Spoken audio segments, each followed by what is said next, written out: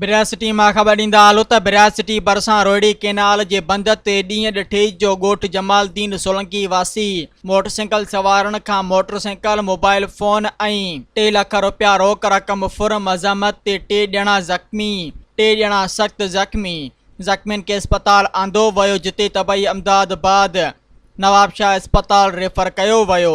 ज़ख़्मियुनि में वापारी अब्दुल गनी सोलंकी संदसि पुटु शोएब सोलंकी ऐं वालिद पीराणू सोलंकी शामिल आहिनि। थाणे ते रिपोर्ट दाख़िल करे ज़ख़्मियुनि खे इलाज लाइ लेटर जारी कयो वियो।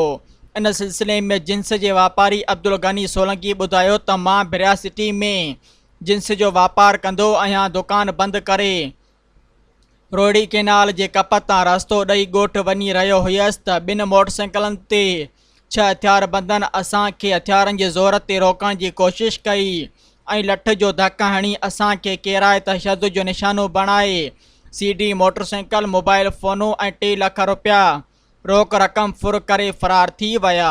हिन चयो त असां थाणे ते इतला कयो पर पुलिस जवाबदार गिरफ़्तार न करे सघी आहे।